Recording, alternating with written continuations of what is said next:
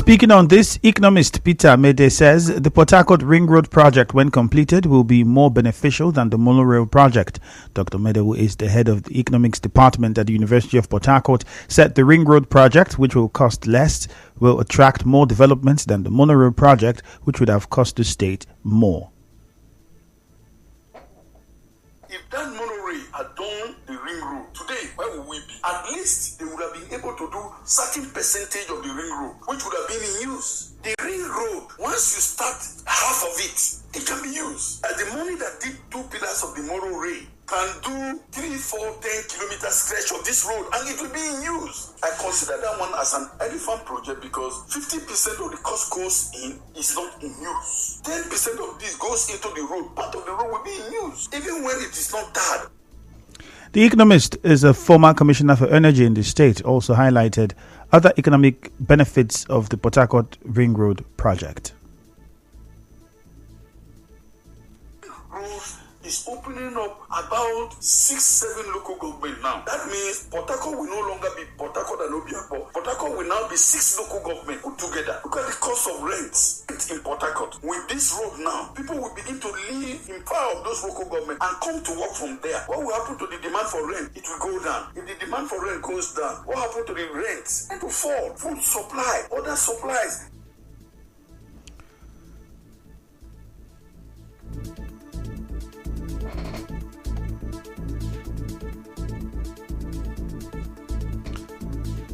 Dr. Mede said he expects relevant government agencies to monitor how the money for the project will be expended.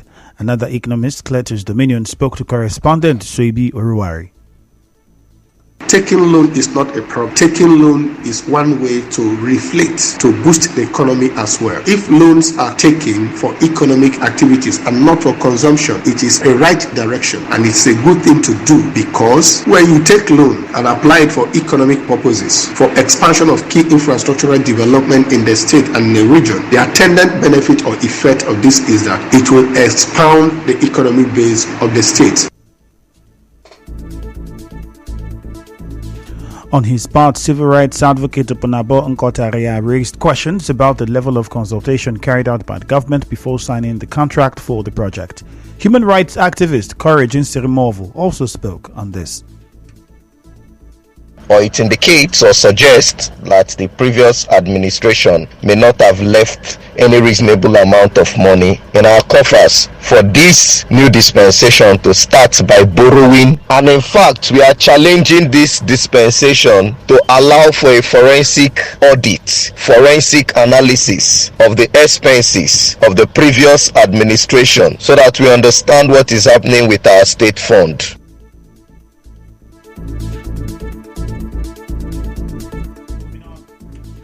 Moving on, many commuters had to ask twice before they boarded the River State government free bus for the first time yesterday. Commuters along the Aquaria Road axis have commended the state government for providing a free bus to cushion the effect of petrol subsidy removal. It comes as free bus operation started yesterday after being commissioned. The residents were applauding the governor for the gesture. They asked him to sustain the palliative. I'm overwhelmed that I'm entering a bus without paying because transportation fare now is so high. We have seen that the governor have looked into it. I was thinking it's something we'll pay a little amount of money, but I realized it's free. Today very relieved because I'm going to Ikoku. I'm coming from Rumokoro precisely, so I'm going to Ikoku now. So as it is like this, the bus don't really save about 300 and thereabout.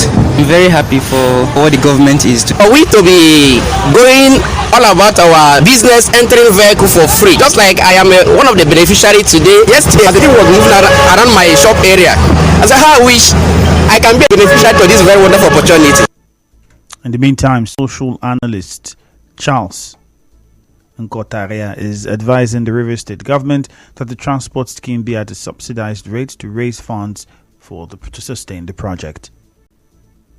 The the government need to come up with a more institutionalized platform so that it will be able to generate proceeds to sustain maintenance, sustain the payment of handlers and other relevant repairs that may be required. Totally free is unacceptable because it is not sustainable. An intervention program like this must come up with a lot of sustainable elements that will give some level of guarantee and assurance.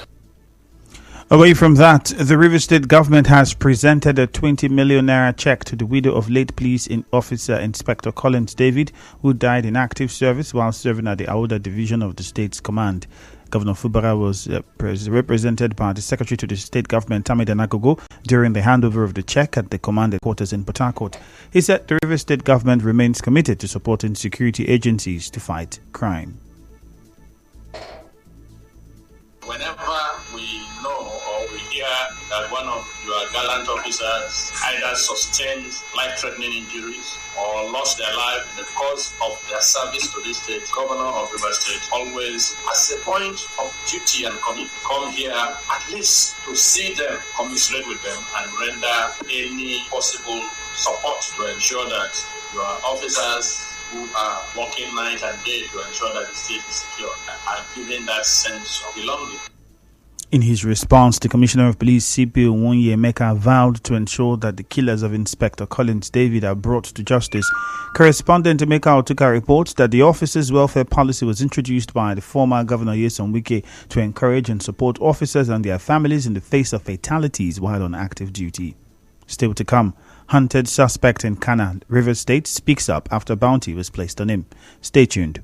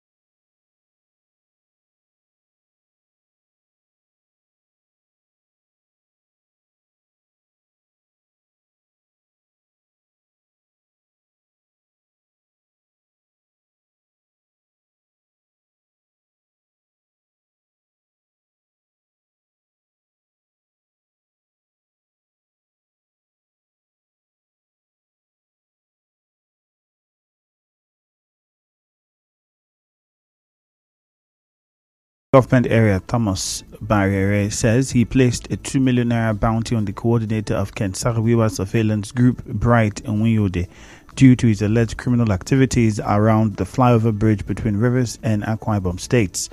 Dr. Barriere, in an interview with correspondent Emeka Otuka, accused Mr. Nwiyode of being responsible for the armed robbery, kidnapping, and other criminal activities in the area. You know, the Bright is a notorious artist and criminal that operates a camp somewhere around the bridge linking Rivers State and Akwa Ibom. His activities are very well known to all security agencies and locals within that area. So that's the reason he was declared wanted. Reacting to this, the coordinator of the Ken Sarawiwa surveillance group, Bright Nwiyode, denied involvement in any criminal activities in Kana local government area. I'm not a criminal. 2 million naira is small. Now it's supposed to place me on higher money. Something like 50 million naira. Even me, I will submit myself. He's only saying that because most of the people, most of the kidnappers around the area, they are the people who are buying guns for them. Chairman and the politicians. At the same time, those boys will use the same gun they bought for them to go and kidnap. And then I am against those irregularities, activities, those criminal activities his own people are doing. It's only doing one side because the people that are kidnapping are his own boys. He appealed to security agencies to profile the activities of his group in Kana local government area. I am not somebody that is hiding. I have a platform which they can go through and confirm me by themselves. And the chairman does not have any right to the commissioner of police, not the IG, not talk of the head of division. He's not a security personnel. So what right do we have to declare me wanted? It is only the security agency that can look at my activities and say that this activity is known, and then they can say, okay, you are a wanted person. It's not even him, the chairman. Recall that Bright Nwiyode was among those declared wanted by former Governor Nyesom Wike during the elections earlier this year. Rivers State House of Assembly has set up an ad hoc committee to interface with council chairmen and other relevant agencies on measures being adopted to tackle flooding in the state. It follows a motion brought by Leader of the House, Edison Ehie, questioning how flooding will be tackled. Speaker of the House, Martin Amewule, who gave the committee 3 weeks to submit their report, also constituted a similar committee on illegal removal of manholes in the state. Mr. Amewule advised the committees to ensure the inputs of government and security agencies are accommodated. Condemn the removal and looting of manhole covers and fencing insurance on our roads. Please, we need your reports in 3 weeks. We need to know what the Ministry of Works is doing or what they intend to do, Ministry of Transport, security agencies, so that Rivers people can know that we have acted and that something is happening. Maybe between now and the next 3 weeks, part of your report will let us know some arrests that have been made or those who are being prosecuted. Action has to be taken so that people will know that it's no longer going to be business as usual. President Bola Tinubu has again asked Nigerians to be a bit more patient, assuring that the framework for palliatives to cushion the effect of petrol subsidy removal is being worked out. President Tinubu made the request yesterday at the Villa while playing host to class of 1999 governors who served with him over 23 years ago. He promised that the measures are being refined and fast-tracked to ensure a seamless social security structure, especially in cash transfers. The president further assured the former governors and Nigerians that he will work to achieve stable electricity, prosperity for all, and unity of the nation. And now, we'll bring you news from around the world. A heat wave is sweeping across parts of southern Europe and northwest Africa with potential record-breaking temperatures in the coming days. Temperatures are expected to surpass 40 degrees Celsius in parts of Spain, France, Greece, Croatia, and Turkey.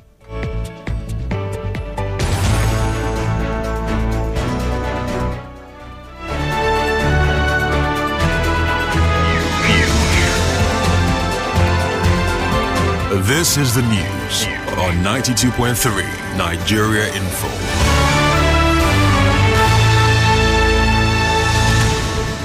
On the news this morning, you heard Governor Fubara signs contract for Ring Road project amid deja vu effect amongst critics. Widow of slain police officer gets check from Rivers State government. Hunted suspect in Kana, Rivers State, speaks up after bounty was placed on him. The Rivers State House of Assembly has invited council chairman over flooding. President Tinubu has promised to roll out palliatives as he meets 1999 governors. On the foreign scene, a deadly heat wave has swept across southern Europe. The news was edited by Chioma Ezenwa. Cloudy weather is expected in Port Harcourt this morning. Peace is the path to the prosperity of a nation. Let peace reign. My name is Ifeemi Andrew. Good morning.